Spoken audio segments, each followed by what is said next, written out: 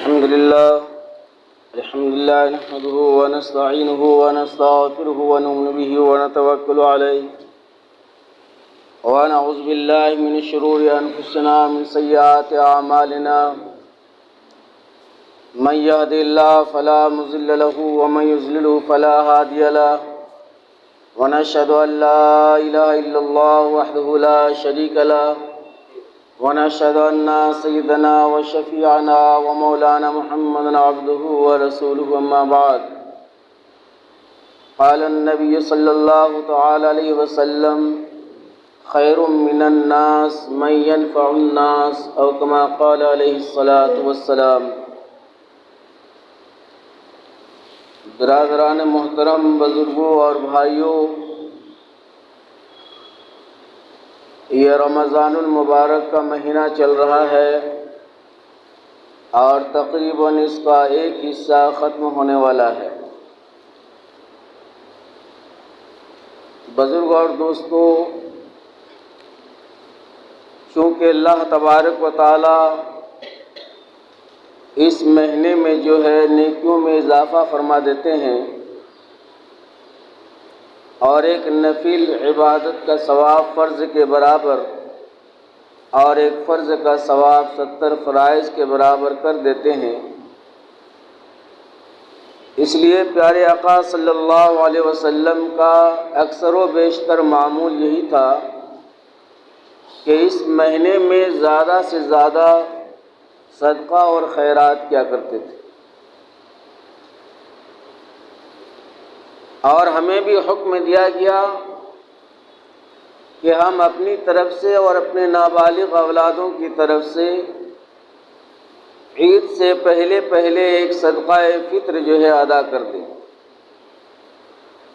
تاکہ ہماری خوشیوں کے ساتھ ان غربا، یتامى، مساکین، ضرورت مند، محتاج مند کی بھی خوشی ہو جائے، عید ہو جائے اور وہ بھی محروم نہ رہے۔ بزرگ اور دوستو، اللہ تبارک و تعالیٰ نے جب دنیا کو پیدا فرمایا تو اس زمین کو پانی کے اوپر بچھایا۔ جب یہ کمپلیٹ ہو گئی، زمین کو تیار کر دیا گیا، تو یہ زمین جو ہے ہلنے ڈولنے لگی، جنبش ہونے لگی۔ ظاہر سی کی بات ہے کہ پانی کے اوپر کوئی چیز اگر آپ رکھیں گے تو اس میں قرار اور ٹھہراؤ نہیں ہوگا، وہ ہلے گا، ڈولے گا، ادھر ادھر جائے گا۔ تو زمین کو جب اللہ نے پانی کے اوپر بچھایا تو زمین جو ہے ہلنے لگی۔ تو اللہ تبارک و تعالیٰ اس زمین کے اندر جو ہے قرار لانے کے لیے، اس کو برقرار رکھنے کے لیے، ہلنے ڈولنے سے بچنے کے لیے اللہ تبارک و تعالیٰ نے اس زمین کے اوپر پہاڑ کو پیدا فرمایا ہے، تاکہ یہ زمین ہلے نہیں، جنبش نہ کرے۔ جگہ جگہ اللہ تبارک و تعالیٰ نے پہاڑ کو پیدا فرما دیا ہے۔ جب فرشتوں نے دیکھا کہ زمین کے اوپر یہ بڑے بڑے جو ہے مضبوط اور پائیدار پہاڑ نظر آ رہے ہیں، تو ان کا خیال ہوا کہ شاید اللہ تبارک و تعالیٰ نے سب سے زیادہ مضبوط اور طاقتور مخلوق پہاڑ کو پیدا کیا۔ چنانچہ فرشتوں نے سوال کیا کہ پروردگار عالم، کیا سب سے زیادہ اور مضبوط اور مستحکم پائیدار مخلوق آپ نے پہاڑ کو پیدا کیا؟ اس لیے کہ یہ دیکھنے میں بہت ہی مضبوط اور لمبا چوڑا معلوم ہو رہا ہے، تو ہمیں لگ رہا ہے کہ سب سے بڑی مخلوق اور مضبوط طاقتور مخلوق آپ نے پہاڑ کو پیدا کیا۔ اللہ تبارک و تعالیٰ نے ارشاد فرمایا کہ فرشتوں نہیں، اس سے بھی زیادہ طاقتور اور پائیدار مخلوق میں نے پیدا کیا ہے، جو اس سے کئی گنا زیادہ طاقت رکھتا ہے۔ فرشتے حیران ہو گئے کہ اس سے بڑی مخلوق اور طاقتور مخلوق کیا ہو سکتی ہے؟ تو اللہ جل شانہ نے ارشاد فرمایا کہ میں نے لوہا کو پیدا کیا اور اس لوہے کے اندر اس طرح قوت ہے، طاقت ہے کہ یہ بڑا سے بڑا جو ہے پہاڑ کو ریزہ ریزہ کر دیتا ہے۔ چنانچہ ہم نے اور آپ نے مختلف جگہ میں دیکھا ہے کہ پہاڑوں کو کاٹ کر راستہ بنایا گیا، کہیں پر برج بنایا گیا، کہیں پر ریل کے پٹری اندر سے لے جایا گیا، اور پہاڑ کو کاٹنے کا کام جو ہے لوہا کے ذریعے کیا جاتا ہے۔ یہ لوہا پتھر کو ریزہ ریزہ بنا دیتا ہے۔ تو فرشتوں نے سوچا کہ پھر سب سے بڑی اور طاقتور وہ مخلوق آپ نے جو ہے لوہا کو پیدا کیا، اس لیے کہ لوہا پہاڑ اتنا بڑا اور جو ہے عظیم الجثہ ہے، اتنا مضبوط اور پائیدار ہے، لیکن یہ لوہا جو ہے پہاڑ کو ریزہ ریزہ کر دیتا ہے۔ تو ظاہر سی بات ہے سب سے طاقتور اور اونچی مخلوق آپ نے لوہا کو پیدا کیا۔ اللہ تبارک و تعالیٰ نے فرمایا کہ فرشتوں نہیں، اس سے بھی زیادہ طاقتور ہم نے جو ہے آگ کو پیدا کیا ہے۔ یہ آگ کے سامنے لوہا کی کوئی حیثیت نہیں ہے۔ چنانچہ لوہے کے جتنے بھی سامان بنتے ہیں،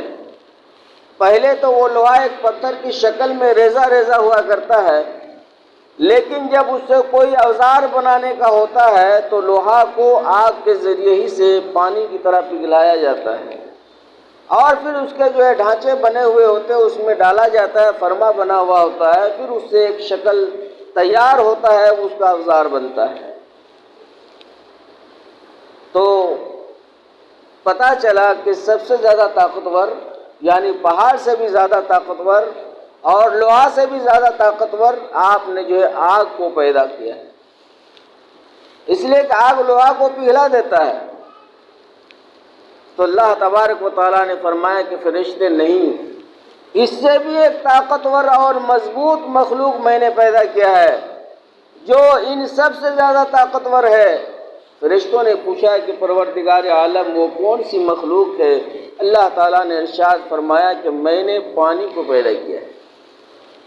اور پانی کے سامنے میں آگ کی کوئی حقیقت نہیں ہے۔ جتنی بڑی آگ لگ جائے 2 منٹ میں جو ہے پانی اس آگ کو ٹھنڈا کر دیتا ہے۔ تو فرشتوں نے دیکھا کہ حقیقت بات ہے، تب اس کے مطلب یہ ہوا پروردگار عالم سب سے طاقتور اور مضبوط مخلوق آپ نے پانی کو پیدا کیا ہے۔ اللہ تبارک و تعالیٰ نے فرمایا کہ فرشتے نہیں، اس سے بھی زیادہ طاقتور اور مستحکم اور مضبوط میں نے مخلوق پیدا کیا ہے، اور وہ ہے ہوا۔ ہوا کے سامنے جو ہے پانی کا بس نہیں چلے گا۔ یہ ہوا جو ہے سمندروں سے پانی کو اٹھا کر جہاں چاہتا ہے پھینک دیتا ہے، اور بارش جو ہے برسا دیتا ہے۔ تو فرشتے نے سوچ لیا کہ تب اس کے مطلب یہ ہے کہ ہوا ان تمام مخلوقات سے زیادہ طاقتور ہوا کی طاقت ہے۔ تو اللہ تبارک و تعالیٰ نے فرمایا کہ فرشتے نہیں، ہوا سے بھی زیادہ مخلوق میں نے جو ایک چیز میں نے تیار کیا ہے، اور وہ یہ ہے کہ ہمارے ایمان والے بندہ جب صدقہ کرتا ہے تو یہ سب سے زیادہ، یعنی پہاڑ سے، لوہا سے، پانی سے، ہوا سے، تمام چیزوں سے زیادہ یہ طاقتور صدقہ ہے جو ہمارا ایمان والا بندہ اخلاص اور للہیت کے ساتھ جب میرے راستے میں خرچ کرتا ہے، میرے غریب بندوں پر خرچ کرتا ہے، تو اس صدقہ کی طفیل میں بڑی بڑی مصیبتیں ہم اس سے جو ہے ہٹا دیتے ہیں، اور بڑے بڑے طوفان اس سے رک جاتے ہیں۔ یہی وجہ ہے کہ اللہ کے نبی صلی اللہ علیہ وسلم رمضان المبارک میں کثرت سے صدقہ اور خیرات کیا کرتے ہیں۔ لیکن بزرگ اور دوستو، آج حالات جو ہے گڑبڑ ہو چکا ہے، اصلی اور نقلی کا پہچان کرنا بہت مشکل ہو گیا ہے۔ ہمارے پڑوسی میں جو ہے لوگ، غریب لوگ جو ہے وہ پریشان رہتے ہیں، اور باہر والے جو ہے نقلی بھیس بنا کر جو ہے صدقہ فطرہ زکوٰۃ کی رقم لے کر چلے جاتے ہیں۔ اس سے ہمیں ہوشیار رہنا ہے۔ میرے محترم بزرگ اور دوستو، جو جان پہچان آدمی ہیں، جیسے ہمارے مدارس اسلامیہ کے علماء آتے ہیں، جن سے ہمارا تعلق ہے، جان پریچے ہے، یا اگر تعلقات نہیں بھی ہے، وہ نئے ہیں، لیکن اس کے جو ہے شکل و صورت سے یا اس کے ڈاکومنٹس سے یہ انداز ہو رہا ہے کہ یہ صحیح مدرسہ ہے، مدرسہ چل رہا ہے، اس میں طلبہ پڑھتے ہیں، تو اپنی جو یہ گاڑی کمائی کو ان مدرسوں میں خرچ کریں۔ مدرسے میں دینے سے کیا ہوتا ہے؟ دو طرح کا فائدہ ہوتا ہے۔ اس کے مطلب نہیں کہ جو محتاج مند یا غریب آئیں تو اس کو آپ محروم کر دیں، ان کو بھی دیں، لیکن جو مدارس اسلامیہ جس سے دین کی اشاعت اور تبلیغ کا کام ہو رہا ہے، جس کے وجہ سے ہمارا مذہب اسلام بچا ہوا ہے، ہمارا ایمان بچا ہوا ہے، اگر مدارس نہ ہو تو ایمان کہاں سے آپ کو ملے گا؟ اگر مدارس اور مکاتب کا وجود پائیدار نہ ہو تو جنازہ آپ کا پڑھانے والا کہاں سے آئے گا؟ اگر مدارس نہ ہو تو قرآن خوانی کون کرے گا؟ اگر مدارس نہ ہو تو آپ کا نکاح خوانی کون کرے گا؟ ساری چیزیں جو ہے مدارس اور مکاتب سے جڑے ہوئے ہیں، اس لیے ان پر اس مہینے میں خاص طور پر توجہ اور دھیان دینے کی ضرورت ہے۔ میرے محترم بزرگ اور دوستو، مدارس میں خرچ کرنے سے دو طرح کا فائدہ ہے۔ ایک تو یہ ہے کہ دین کی اشاعت و تبلیغ کا ثواب، اور دوسرا فائدہ یہ ہے کہ صلہ رحمی کا بھی ثواب ہے۔ دو طرح کا اس میں ثواب ہے۔ لکھنؤ کے ایک بہت بڑے عالم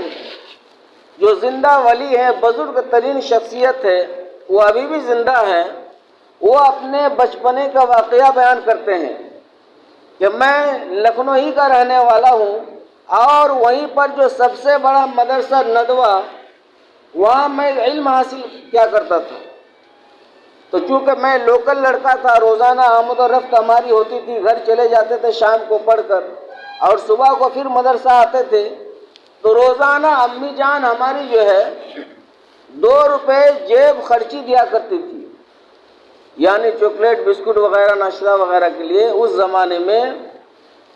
2 روپیہ روزانہ صبح کو دے دیا کرتی تھی، اور وہ 2 روپیہ لے کر میں مدرسہ آ جاتا اور دن بھر پڑھائی لکھائی کرتا، اس کو خرچ کرتا کھانے پینے میں۔ مگر میں کچھ دنوں سے دیکھ رہا ہوں کہ عصر کے بعد جب میں مدرسے سے نکلتا ہوں تو مین دروازے میں، مین گیٹ میں ایک سائل بیٹھا ہوا رہتا ہے، اور وہ معذور ہے، مجبور ہے، اس کا ایک ٹانگ کٹا ہوا ہے، ایک پیر نہیں ہے، ایک پیر سے ننگڑا ہے، بیساکھی لے کر وہ چلتا ہے،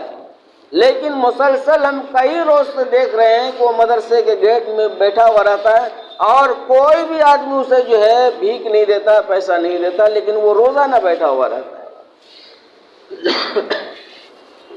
مجھے بڑا افسوس ہوا، حیرانی ہوئی کہ بیچارہ روزانہ یہ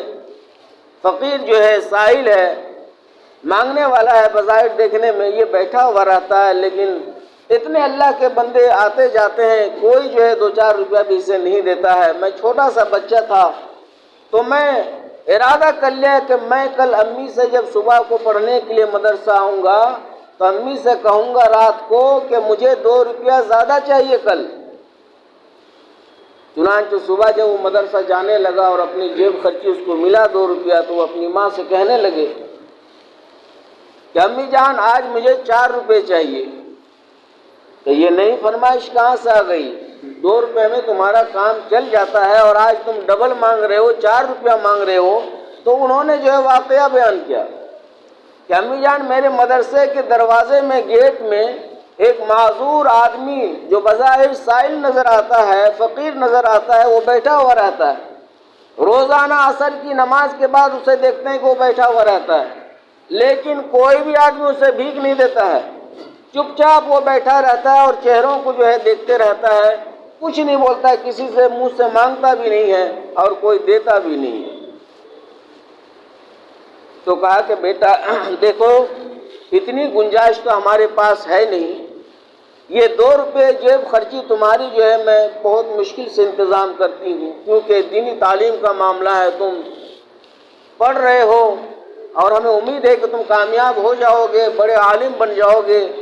تو ہمیں بھی فائدہ ہوگا، تمہیں بھی فائدہ ہوگا، تو یہ 2 روپے بڑی مشقت سے میں جو ہے تمہارے لیے انتظام کرتی ہوں، مزید پیسہ دینے کے لیے ہمارے پاس نہیں ہے۔ تو ایک کام کرو، میرے ہاتھ میں یہ سونے کی 2 کنگنیں ہیں، 2 چوڑیاں ہیں، بائیں ہاتھ والا کنگن کھول کر اس کی والدہ نے مولانا کو دے دیا، اور کہنے لگی کہ بابو اس چوڑی کو بازار میں لے جا کر فروخت کرو، بیچو، تمہیں بہت سارے پیسے مل جائیں گے، اور ان پیسے کو سارا کا سارا پیسہ لے جا کر اس فقیر کو، اس سائل کو دے دینا، اس کا کام بھی بن جائے گا۔ یہ 2 روپیہ دینے سے تمہارا جو ہے کچھ اس کو فائدہ ہوگا نہیں، 2 روپیہ میں کیا ہونے والا ہے۔ لہٰذا اگر تمہیں مدد کرنا ہی ہے، تم کو افسوس ہو رہا ہے، تو یہ کنگن بازار میں لے جا کر بیچ دینا، اور سونار دکاندار جو پیسہ دے گا ان تمام پیسوں کو جو ہے اس فقیر کو دے دینا، تاکہ اس کا موٹا کام بھی بن جائے گا۔ چنانچہ مولانا صاحب بیان کرتے ہیں کہ میں نے صحیح کیا، بازار لے گیا اور کسی آدمی کا حلف لیا، ساتھ میں لے گیا اور اس کو فروخت کیا، کافی سارا پیسہ ہو گیا ہے۔ اور جب میں مدرسہ پہنچا، عصر کی نماز کے بعد نکلا تو دیکھا کہ وہی سائل بیٹھا ہوا ہے جو معذور ہے ایک پیر سے۔ میں پاکٹ سے سارا پیسہ نکالا، اور نکالنے کے بعد دونوں ہاتھ سے اس فقیر کو، اس سائل کو میں دینے کے لیے گیا، لیکن وہ جو ہے ہاتھ نہیں بڑھا رہا ہے، وہ لے نہیں رہا ہے، صرف میرا چہرہ دیکھ رہا ہے اور کبھی پیسے کی طرف نظر کر رہا ہے، لیکن وہ کچھ بول بھی نہیں رہا اور ہاتھ بھی نہیں بڑھا رہا ہے۔ تو میں نے کہا کہ بابا لے لیجئے، یہ آپ کے لیے ہے، پیسہ میں لے کر کے آیا ہوں اپنی امی سے مانگ کر، یہ پیسے آپ قبول کر لیجئے۔ تو اس سائل نے کہا کہ بیٹا میں فقیر اور مانگنے والا نہیں ہوں، میں ایک معذور اور مجبور آدمی ہوں، غریب آدمی ہوں، میں یہاں اس لیے روزانہ آ کر بیٹھ جاتا ہوں کہ میری کمائی اتنی ہے نہیں کہ میں تم لوگوں کو یعنی مدرسے کے بچوں کو ایک ٹائم کی دعوت کر دوں، اتنی حیثیت اور اوقات میرے پاس نہیں ہے۔ اور بروز حشر اگر اللہ تبارک و تعالی اگر مجھ سے سوال کر لے کہ تمہارے گاؤں میں مدرسہ تھا، تمہارے گاؤں میں مکتب تھا، دینی تعلیم بچے اس میں حاصل کر رہے تھے، تم نے ایک وقت کی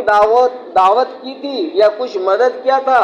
تو میں کیا جواب دوں گا؟ لیکن میری اتنی اوقات اور حیثیت ہے نہیں،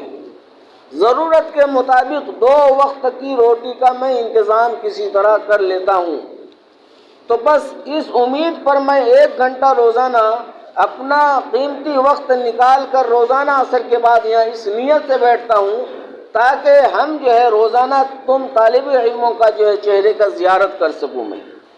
اور اسی نیت سے میں بیٹھتا ہوں کہ تم لوگوں کا میں چہرہ دیکھنے کے لیے بیٹھ جاتا ہوں کہ کم سے کم یہ تو کہوں گا کہ اللہ ہم غریب تھے، ہمارے پاس مال و دولت کی کثرت نہیں تھی، مجبوری تھی، لیکن اتنی بات ضرور ہے کہ میں ان طالب علموں کو زیارت کیا کرتا تھا، اس کے لیے روزانہ 1 گھنٹے کی قربانی ہم دیا کرتے تھے۔ تو میرے محترم بزرگ اور دوستو، یہ مہینہ بڑا ہی متبرک اور مقدس مہینہ ہے۔ اس مہینے میں اللہ تبارک و تعالی بندوں کے نیکیوں کو اور اعمال کو دیکھ کر فرشتوں کے سامنے میں فخر کرتے ہیں۔ جب افطاری کے وقت جو ہے